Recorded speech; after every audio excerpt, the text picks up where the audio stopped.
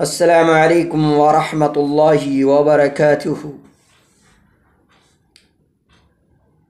الحمد للہ وکفی وسلام علی عبادہ الذین اصطفی، اما بعد۔ قال اللہ تبارک و تعالی فی القرآن المجید والفرقان الحمید: اعوذ باللہ من الشیطان الرجیم، بسم اللہ الرحمن الرحیم۔ یا ایھا الذین آمنوا کتب علیکم الصیام کما کتب علی الذین من قبلکم لعلکم تتقون۔ وقال تعالی فی موضع آخر: ومن شہد منکم الشہر فلیصمہ۔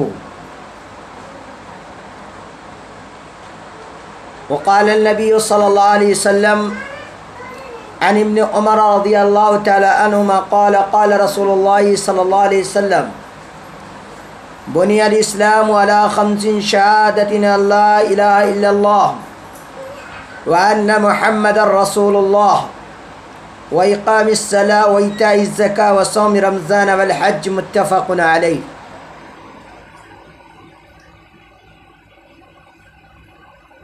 محترم ناظرین، رمضان المبارک کا مہینہ ہمارے سے ہر دن قریب ہوتا جا رہا ہے۔ ہم نے سوچا کہ رمضان المبارک کے مبارک مہینے کے احکام و مسائل کا تذکرہ ہم آپ کی خدمت میں رکھیں، تاکہ ہم سب کو یہ بات معلوم ہو کہ مسائل رمضان یعنی رمضان المبارک کے روزوں کے کیا مسائل اور کیا احکامات اور اس کے کیا فضائل ہیں۔ قرآن مقدس میں اللہ تبارک و تعالیٰ نے اس کی فضیلت بڑی عظیم بیان فرمائی ہے،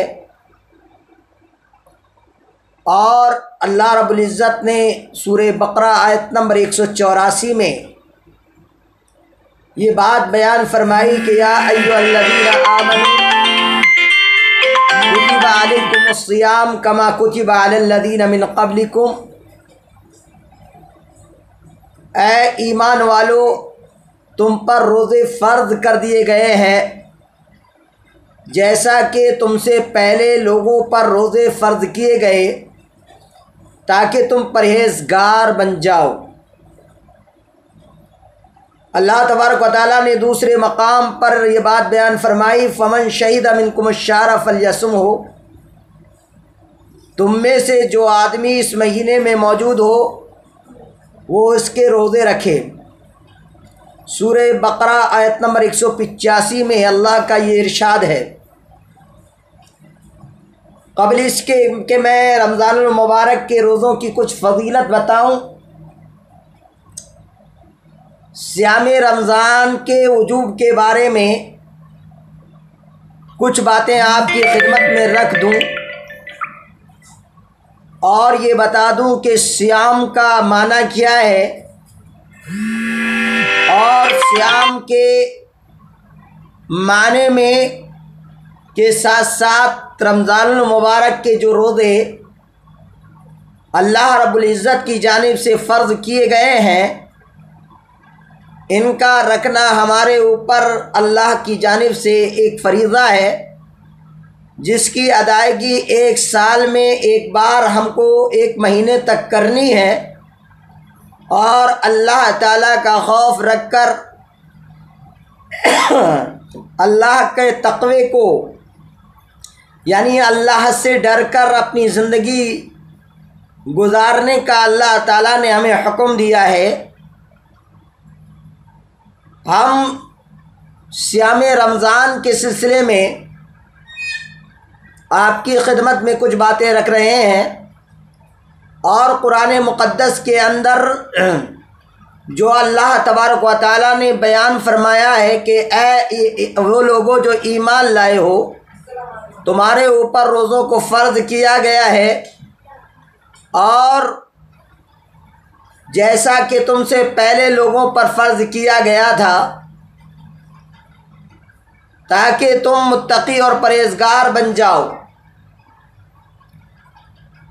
اس میں صیام کا لفظ آیا لفظ صیام کی لغوی وضاحت بھی بہت ضروری اور بہت ہی کمپلسری ہے،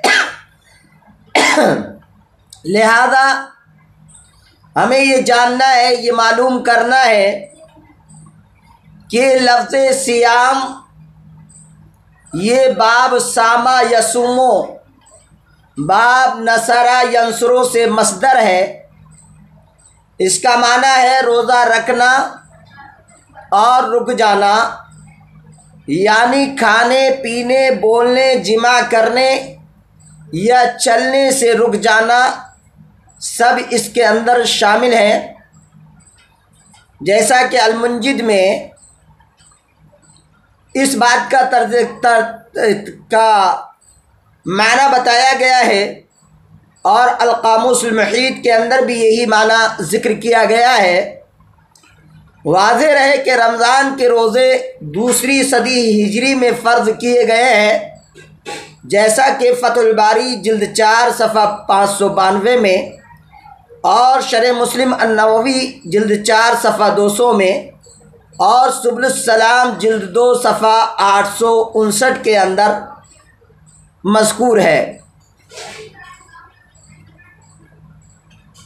اس کے فرض ہونے کی جو دلیل ہے وہ قرآن مقدس سورہ بقرہ کی آیت نمبر 184، جس کو میں نے آپ کی خدمت میں تلاوت کیا ہے، وہ ہے یا ایھا الذین آمنوا کتب علیکم الصیام کما کتب علی الذین من قبلکم لعلکم تتقون۔ اور دوسری آیت ہے اس کی فرضیت پر دلالت کرنے والی، فمن شہد منکم الشہر فلیصم، تم میں سے جو آدمی اس مہینے میں موجود ہو وہ اس کے روزے رکھے۔ عبداللہ ابن عمر رضی اللہ تعالیٰ عنہ سے روایت ہے، وہ بیان فرماتے ہیں کہ اللہ کے رسول صلی اللہ علیہ وسلم نے فرمایا، بنی الاسلام علی 5 شہادت ان لا الہ الا اللہ وان محمد رسول اللہ۔ اسلام کی بنیاد 5 چیزوں پر رکھی گئی ہے۔ پہلا، اس بات کی گواہی دینا کہ اللہ کے سوا کوئی معبود نہیں ہے اور محمد صلی اللہ علیہ وسلم اللہ کے رسول اور پیغمبر ہیں۔ نماز کا قائم کرنا دوسرا، اور تیسرا زکوٰۃ کی ادائیگی کرنا، اور چوتھا رمضان کے روزے رکھنا، اور پانچواں حج بیت اللہ کرنا۔ اللہ کے نبی محمد رسول اللہ صلی اللہ علیہ وسلم نے اسلام کی 5 بنیادی باتیں ہم سب کو بتلا دیں۔ سب سے پہلے اگر کوئی اسلام کے دائرے میں داخل ہونا چاہتا ہے تو اسے کلمہ شہادت لا الہ الا اللہ، اشہد ان لا الہ الا اللہ و اشہد ان محمد رسول اللہ کہہ کر اور اپنی زبان سے ادا کر کے، اپنے دل سے اس کی تصدیق کر کے، اور زبان سے اس کا اقرار کر کے اور عمل کر کے واضح کرنا ہے، تو یہ ہے کلمہ لا الہ الا اللہ محمد رسول اللہ کی شہادت۔ اس کے بغیر کوئی بھی مسلمان نہیں ہو سکتا، مومن نہیں ہو سکتا، جب تک کہ اس کا اقرار زبان سے نہ کر لے اور دل سے اس کی تصدیق نہ کر لے، اور جو اس کے تقاضے ہیں اس پر عمل نہ کر لے، تب تک وہ مسلمان اور مومن نہیں ہو سکتا۔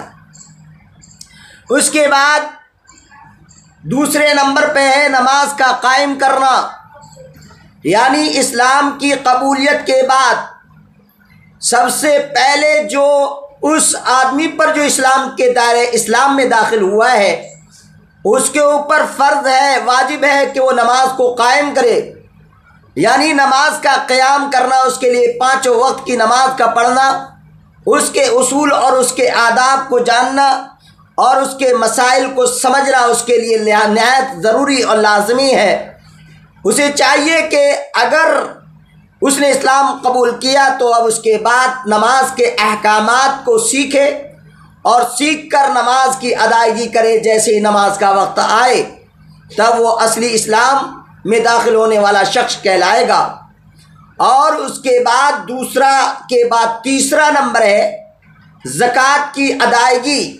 زکوٰۃ کی ادائیگی اس وقت کی جائے گی جب کہ وہ مالدار اور صاحب حیثیت ہو اور اس مال پر 1 سال گزر گیا ہو اور وہ زکوٰۃ کے نصاب کو پہنچ گیا ہو، تو ایسی صورت میں وہ اس زکوٰۃ کو نکالے گا اور زکوٰۃ کی ابتدا اور اس کا آغاز اپنے قریبی رشتہ داروں سے کرے گا، جیسا کہ حدیث کے اندر ہے وَابْدَأْ بِمَنْ تَعُولُ، جو سب سے زیادہ قریبی رشتہ دار ہے اس سے اس کا آغاز کرو۔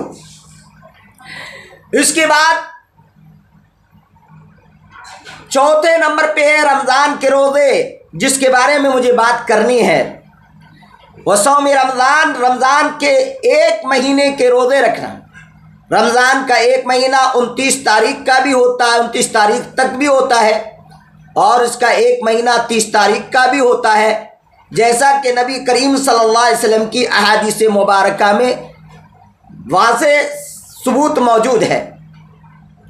اس لحاظ سے آج ہمیں رمضان کے سلسلے میں بات کرنی ہے، اور اسی کے پیش نظر ہم نے اس حدیث کو آپ کی خدمت میں پیش کیا ہے کہ جس طرح نماز کا پڑھنا ایک فریضہ ہے، جس طرح زکوٰۃ کا ادا کرنا ایک فریضہ ہے، جس طرح حج کرنا ایک فریضہ ہے، اسی طرح سال بھر میں ایک بار رمضان کے 1 مہینے کا روزہ رکھنا بھی ہے۔ 30 دن یا 29 دن کے روزے رکھنا یہ شریعت اسلامیہ کا تقاضا ہے، اور ہر مسلمان عاقل اور بالغ مرد اور عورت سب کے اوپر اللہ تعالیٰ نے اس کو فرض فرمایا ہے۔ اب اس کے بہت سارے مسائل ہیں، جن مسائل کا تذکرہ انشاءاللہ وقتاً فوقتاً ہم کرتے رہیں گے۔ سب سے پہلے اس کا آغاز کس طرح ہوگا؟ چنانچہ عبداللہ ابن عمر رضی اللہ تعالیٰ عنہ سے مروی ایک روایت میں ہے کہ رسول اللہ صلی اللہ علیہ وسلم نے فرمایا کہ اذا رأیتموہ فصوموا، یعنی رمضان المبارک کے روزوں کا آغاز اپنی گنتی کے حساب سے نہیں، اپنے حساب کے ذریعے سے نہیں، اپنی انگریزی تاریخوں کے حساب سے نہیں، بلکہ قمری تاریخ کے حساب سے روزہ رکھا جائے گا۔ چاند نظر آ جائے یا اس کی خبر مل جائے تو اس خبر کے ملنے کے بعد ہر مسلمان پر یہ فرض ہے کہ وہ روزہ رکھے۔ خبر ملنے کے بعد اگر کہیں سے شہادت اسے حاصل ہو جاتی ہے،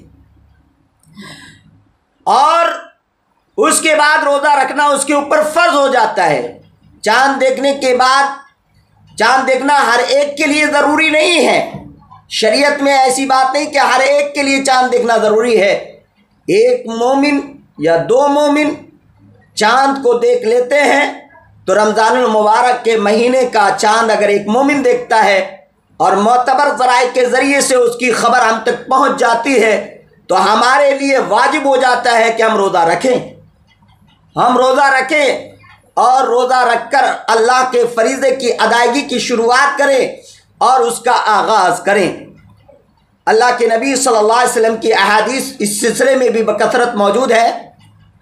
اب مجھے اس کے بعد آپ کو بتانا ہے کہ رمضان المبارک کے مہینے کے کیا تقاضے ہیں، رمضان کی کیا فضیلت ہے، اس کے بارے میں آپ کے سامنے چند باتیں انشاءاللہ آئندہ درس میں رکھوں گا۔ آج یہ میرا پہلا درس ہے جس کو میں نے آپ کی خدمت میں پیش کیا ہے۔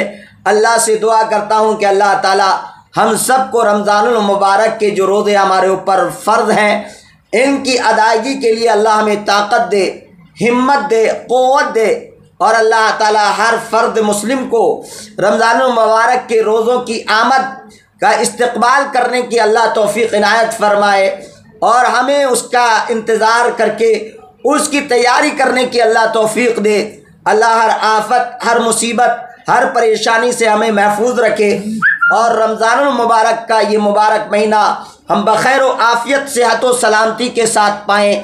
اللہ سے دعا ہے کہ اللہ تعالی ہم سب کو نیک عمل کی توفیق دے۔